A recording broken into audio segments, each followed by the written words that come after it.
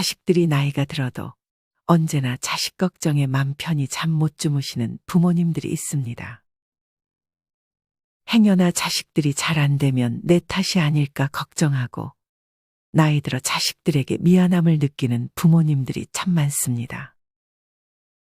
뿐만 아니라 우리 부모님들은 자식에게 행여나 짐이 되지는 않을까 아픈 티도 잘 내지 못하고 괜히 병원비로 자식들 고생시킬까봐 말을 못하시는 분들도 계십니다. 이렇게 미안함과 후회로 잠 못 드는 노후를 보내는 부모님들을 보면 마음이 아픕니다. 조금이라도 더 늦기 전에 자식들이 잘 되게 하는 방법이 있습니다. 연세가 많으시다면 가정에 있는 아들, 딸들에게 오늘의 영상을 공유해 주시고 자식이 청소년이거나 아직 젊다면 특히나 오늘의 이야기를 잘 들어주시길 바랍니다. 오늘은 자식에게 죄책감 느끼지 않고 마음 편한 노후를 즐기기 위해 반드시 지켜야 할 두 가지에 대해서 말씀드리겠습니다. 첫 번째는 자식을 차별하지 않는 것입니다. 지금이야 아이를 많이 낳지 않는 시대가 되었지만 옛날에는 많은 아이를 갖는 것이 당연하게 여겨지는 시대였습니다. 그러니 편애가 당연할 수밖에 없었습니다. 특히나 아들과 딸에 대한 편애가 심했었습니다. 하지만 아직도 이런 편애는 존재합니다. 이같이 부모에게 차별을 당한 장녀의 사연을 소개해드리겠습니다. 친언니가 장녀이고 중간에 오빠가 하나 있고 전 막내예요. 언니는 부모님이 동생 둘이니 학비를 대줄 수 없다 해서 집 근처 지방대를 졸업했어요. 서울에 있는 학교에 갈 수 있었는데 공부를 잘하지도 못하면서 서울까지 왜 가냐는 식으로 길을 죽였던 것 같아요. 언니는 욕심을 못 버리고 대학 시절 편입 공부를 위해 부모님께 지원 요청을 했는데 단호하게 거절하셨어요. 유학 가고 싶다고 했더니 딸은 시집 가면 그만인데 투자하면 아깝다. 이렇게 말씀하셨어요. 언니는 졸업 후에 언니 힘으로 좋은 직장에 들어갔고 아마 언니가 졸업한 학교에서 제일 취업이 잘 된 케이스였어요. 직장 다니면서도 학벌에 한이 맺혔는지 좋은 학교 대학원을 스스로 벌어서 갔고 의사인 형부 만나서 결혼도 스스로 번 돈으로 했어요. 학교 다니고 하느라 혼수도 그리 많이 못하고 기본만 해간 걸로 알아요. 저의 친오빠는 수능을 잘 쳐서 좋은 대학 중 한 곳에 갔고 좋은 원룸에서 알바 한 번 안 하고 공부했고 대학 시절에 의전원 시험 공부도 4년을 지원해줬는데 결국 의전원에 못 붙었고요. 지금 나이가 31살인데 아직 취업준비생이에요. 지금 거의 성격 파탄자가 되어 부모님이 취업하라고 하면 신경질 내고 사회 탓하고 그래요. 언니는 결혼 후에 2년간 명절에 오고 그 외 연락이 없고요. 올해 추석 때도 연락이 안 왔고 엄마가 울고불고 전화하니까 바쁘다며 냉정하게 끊더래요. 오빠 취업하면 한번 갈게라고만 하네요. 부모님이 언니한테 연을 끊을 정도로 심하게 한 건가요? 여러분의 생각은 어떠신가요? 사실 편애도 편애지만 형제가 그 편애를 특권처럼 누리며 의기양양해서 항상 자기가 우위에 있다는 걸 내세우고 깔보려 하는 것 때문에 더 힘들다는 분들도 많았습니다. 이렇게 차별받은 것은 커서도 잊혀지지가 않습니다. 부모님의 말투에서 차별을 느끼고 서러워서 울면 질질 짠다 비웃던 엄마의 모습을 잊을 수 없다는 분도 계셨습니다. 남동생은 엄마를 등에 업고 나를 무시했었는데 부모님은 그걸 보고도 모른 척한다면 그 서러움은 아무리 나이가 들어도 잊혀지지 않을 것입니다. 항상 딸들이 엄마의 감정 쓰레기통이 되는 경우가 많습니다. 부모를 한 사람으로 본다고 해도 내가 왜 이런 환경에서 자라야 하지 하는 서러움과 억울함 같은 건 절대 지워지지 않습니다. 이런 웃지 못할 사연도 있습니다.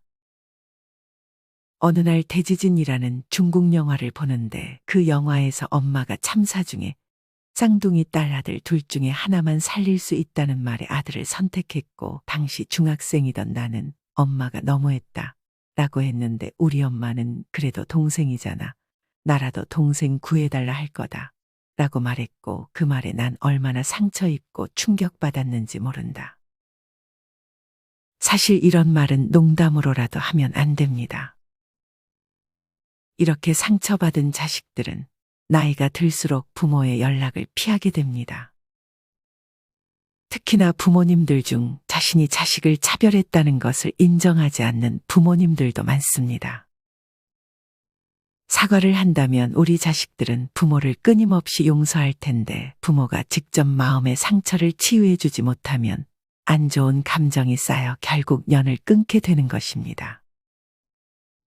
사실 앞서 말씀드렸던 것처럼 자신이 자식들을 편애하는지 모르는 부모들이 상당히 많습니다. 이들은 자식들을 편애하는 것은 나쁘다는 생각을 가지고 있음에도 알게 모르게 자식들을 편애합니다. 본인이 그런 사람이라는 것을 인정하지 못하는 것이죠. 그렇다면 똑같이 내가 낳은 내 새끼들인데 왜 유독 한 아이에게는 잘 대해주고 한 아이에게는 신경을 덜 쓰게 되는 것일까요? 그 이유는 다양합니다. 옛날에는 성별에 따라 편애를 했지만 지금은 오히려 예전에 남자 형제들에게 차별을 당했던 엄마가 아들보다 딸을 더 신경 써주는 경우도 있습니다.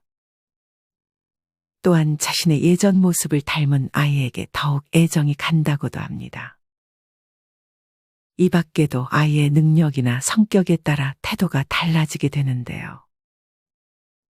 사실 이것은 굉장히 자연스러운 모습일 수밖에 없습니다. 공평하게 대하는 것이 사실 더 어렵죠. 하지만 자식들은 부모님의 태도를 다 느낍니다. 누구 한 명을 아낀다고 다른 자식을 아끼지 않는 것은 아니지만 그 차이는 존재할 수밖에 없습니다. 부모라면 내가 누구를 더 애정하는지 알아차리는 것이 먼저입니다.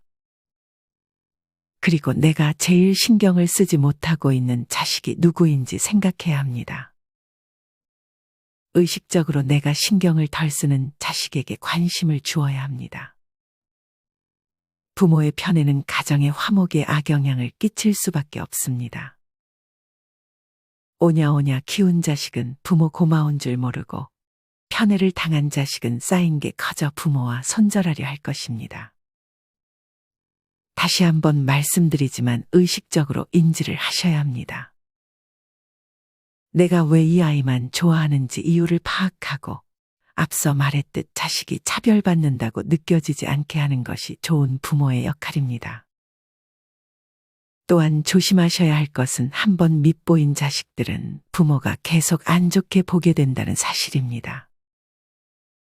만약 자식 중 한 명에게 내가 마음에 안 들어하는 모습을 보게 된다면 그 아이가 무엇을 하든 그 아이를 안 좋게 보게 될 것입니다.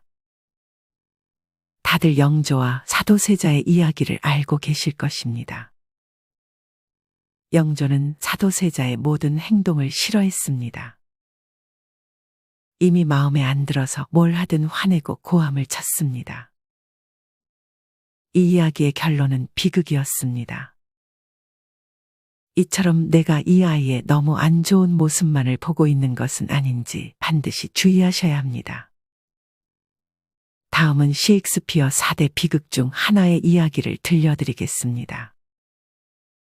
고대 브리튼인의 지배자였던 리어 왕이라는 인물이 있었다. 그는 자신이 이제 늙었기 때문에 딸에게 나라를 3등분해서 나눠주고 자신은 대접받으며 편안한 노후를 살려고 생각했다. 리어 왕은 독특한 방식으로 땅을 나눴다. 세 딸이 자신을 얼마나 사랑하는지 들어보고 그 이야기에 따라 땅을 어떻게 나눌지 결정하기로 했다. 첫째 딸 고네릴과 둘째 리거는 그들이 생각할 수 있는 온갖 아름다운 언어로 리어 왕에게 자신들의 사랑을 표현했다. 그리고 리어 왕은 그들의 표현에 흡족해했다. 그리고 마지막으로 자신이 가장 사랑하는 딸 코델리아의 아름다운 말을 기다린다. 정직하고 과장할 줄 모르는 코델리아. 진정으로 리어 왕을 사랑하는 코델리아는 자식으로서 아버지를 사랑하는 건 당연한 일이라고 덤덤하게 대답했다. 자신을 감동시킬 말을 기다리던 리어 왕은 기대에 못 미치는 답변에 화를 내며 코델리아를 추방하고 나라를 두 딸에게만 2등분해서 나눠줬다. 그러나 나라를 물려받은 두 딸은 곧 본색을 드러내고 아무런 권력도 없는 아버지를 냉정하게 대했다. 울분을 참지 못한 리어 왕은 궁전을 나와 폭풍우가 몰아치는 황야를 헤매면서 불효한 두 딸을 저주하며 광란한다. 프랑스의 왕비가 된 코델리아는 리어 왕의 참상을 전해 듣고 아버지를 구하기 위해 군대를 이끌고 영국으로 진격했지만 패하고 만다. 아버지와 함께 포로가 된 코델리아는 병사의 손에 교살되고 리어 왕은 죽은 딸의 시체를 안고 슬픔에 못 이겨 절명한다. 위의 교훈처럼 겉으로 보여지는 모습으로 자식을 판단하거나 자식의 성격을 잘 이해하지 못해 어리석은 판단을 하지 말아야 합니다. 두 번째는 자식에게 다 퍼주지 않는 것입니다. 사실 자식의 교육비는 물론 심지어 결혼자금까지 그것도 빚을 내서 해주는 나라는 우리나라가 유일합니다. 서양은 물론 일본도 자식이 성인이 되기 전까지만 도와주는 경우가 대부분입니다. 대학 등록금 정도는 도와주되 완전히 다 해주지는 않습니다. 다른 부모도 다 그렇게 하니까 이게 당연한 사회 인식으로 자리 잡아버린 건지 몰라도 이것은 정말 좋지 않은 선택입니다. 자녀를 도와주는 것보다 내 노후 자금을 만드는 것이 먼저입니다. 부모가 행복해야 자식도 행복한 것입니다. 이 말을 꼭 명심하시길 바랍니다. 많은 대학 교수님이나 노후를 마음 편하게 지내고 있는 어르신들은 하나같이 자식에게 줄 거면 반만 주라고 얘기합니다. 사실 제일 좋은 것은 일찍부터 자식에게 물려줄 재산은 없다고 말하고 자식이 스스로 돈을 벌 수 있게끔 만들어주는 것입니다. 금전적인 지원이 곧 자녀에 대한 사랑을 의미하진 않습니다. 오히려 재앙을 물려주는 것일 수도 있습니다. 재산을 물려주는 것이 자식을 망칠 수 있는 것이죠. 미국의 최고 자산가 중 한 명인 워렌 버핏도 자신의 재산 중 85%를 사회에 기부하겠다고 일찍이 자녀들에게 선언했다고 합니다. 자식들의 인터뷰를 보면 어려서 이 말을 듣고 자랐는지 전혀 아버지를 원망하는 마음 없이 오히려 아버지를 존경했습니다. 그래도 내 자식 돈 걱정 없이 맘 편히 살게 해주는 것이 좋은 것 아니냐고 하실 수도 있습니다. 하지만 자식이 돈을 잘 다루지 못하거나 부모님 재산만 믿고 자신의 일을 열심히 하지 않는다면 과연 물려준 재산이 오래 갈까요? 오히려 재산을 많이 물려받은 사람이 나이 들어 돈에 허덕이는 예는 아주 흔합니다. 다음은 자식들에게 재산을 다 물려주고 결국 자식들에게 버림받은 안타까운 할머니의 사연을 들려드리겠습니다. 이 할머니는 과거에 유명 제화업체를 운영하며 돈을 많이 벌었습니다. 당시에는 사업이 잘 돼서 러시아에 수출할 정도였다고 합니다. 이후 나이가 들어 큰딸과 아들에게 수십억짜리 건물 한 채를, 막내딸에게는 월세 600만 원을 받을 수 있는 고시텔을 물려줬습니다. 그러나 이 과정에서 아들과 막내딸이 재산 문제로 크게 싸우게 됩니다. 결국 할머니는 고시텔 소유권마저 아들에게 넘겨주었습니다. 막내딸은 불만을 토로했습니다. 오빠는 부잔데 왜 오빠한테만 자꾸 주냐, 그런 거 없어도 오빠는 잘 먹고 잘 사는 데라고 큰 소리를 쳤다고 합니다. 그 이후에 막내딸에게 집을 사준 대신 자신과 같이 살자고 해서 같이 살다가 2년 후에 막내딸은 현관 비밀번호를 바꿔버렸습니다. 딸이 앙심을 품고 할머니를 내쫓은 것입니다. 결국 할머니는 아파트 복도에서 살게 되는 비참한 노후를 맞이하게 됩니다. 건물 물려받은 자식들은 도와주지도 않고 막내딸은 차별했다며 복수하는 정말 최악의 노후가 돼버린 것입니다. 이 이야기가 여러분들에게 큰 교훈이 되었으면 좋겠습니다. 자식들이 자기 능력으로 돈을 벌 수 있었다면 이렇게까지 비극은 일어나지 않았을 것입니다. 자기 능력은 없고 물려받을 것들만 축내다 보니 이런 싸움이 일어나게 되는 것입니다. 내 노후 자금을 반드시 남겨두어야 합니다. 내 자신은 내가 지켜야 합니다. 설마 자식이 그러겠어? 라는 생각은 당장 버리셔야 합니다. 그렇게 하는 자식들이 엄청나게 많은 것이 현실입니다. 하지만 자식들 고생하는 모습 보면 안쓰러워서 또 주려고 하실 수 있습니다. 그럴 때는 주더라도 반은 내 노후 자금으로 남겨놓고 주어야 합니다. 방금 사연 말고도 자식에게 재산 물려주고 버림받은 부모들의 사연은 결코 적지 않습니다. 서울에 사는 74세 할머니는 1998년 숨진 남편에게서 2층짜리 집 한 채를 물려받았습니다. 3남매를 둔 할머니는 20대 초반에 미국으로 이민을 가 고생하며 사는 장남을 가엾게 여겨 다른 두 자녀를 설득해 2층 집을 장남에게 물려주었습니다. 그로부터 10여 년 뒤 할머니는 뇌출혈로 쓰러졌습니다. 수술을 받았지만 안타깝게도 신체마비가 왔습니다. 6개월의 병원비가 3천만 원이 들었습니다.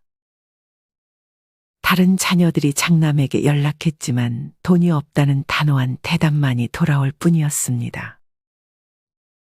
물론 물려받고 부모님을 잘 모시는 자식들도 많을 것입니다. 하지만 자식에게 모든 것을 기대하는 삶은 별로 좋지가 않습니다.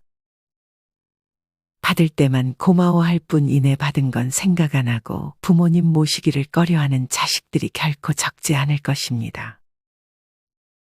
우리 부모님들께 간곡히 요청드립니다. 자식에게 모든 걸 다 주지 마세요. 우리 부모님들이 먼저입니다. 내 자신이 먼저이어야 합니다. 앞서도 얘기했듯 부모가 행복해야 자식이 행복한 것입니다. 이렇게 오늘은 자식이 잘 되게 하려면 꼭 지켜야 하는 두 가지를 알려드렸습니다. 자식을 생각해서 해준 행동들이 오히려 부메랑이 되어 나에게 날아올 수 있다는 사실을 잊지 마시길 바랍니다. 마지막으로 자식 없이도 노후에 도움되는 삶의 지혜 3가지를 소개해드리면서 영상 마무리하겠습니다. 첫 번째, 항상 바쁘게 사는 것입니다. 내가 바쁘면 남들에게 관심이 떨어지게 됩니다. 내가 하루 종일 한가하면 자연스럽게 다른 사람들에게 관심이 갈 수밖에 없고 참견을 하게 될 가능성이 높습니다. 특히나 자식들 일에 참견하면 관계가 악화될 수 있습니다. 바쁘게 내가 좋아하는 취미 생활과 함께 하루를 사는 것이 노후의 가장 행복한 삶입니다. 두 번째는 과거에 얽매이지 않는 것입니다. 내가 아무리 과거에 자식들에게 잘 못해줬다 하더라도 그것을 받아들이는 것입니다. 내가 예전에는 자식들에게 못해줬으니 지금이라도 자식들에게 사랑을 줘야겠다. 내 마음을 표현해야겠다라고 생각하는 것이 좋은 방향입니다. 과거는 돌이킬 수 없습니다. 상처 준 것을 늦게라도 깨달았으면 그 즉시 자식들에게 마음을 표현하세요. 과거의 잘못으로 아파할 시간에 이렇게 표현하는 시간을 가져보는 것이 좋습니다. 마지막은 건강입니다. 항상 강조하지만 건강을 챙기지 못하면 할 수 있는 것들이 적어지게 됩니다. 맘 편한 노후를 보내기 위해서는 반드시 건강이라는 문제를 해결하려는 노력이 필요합니다. 각자 건강의 상태가 다르겠지만 각자의 상황에 맞게 다들 건강 관리는 소홀히 하지 않으셨으면 좋겠습니다. 이상으로 오늘의 영상을 마치겠습니다. 우리 모든 구독자분들의 행복한 여생을 응원합니다. 다음에 더 좋은 내용으로 찾아뵙겠습니다.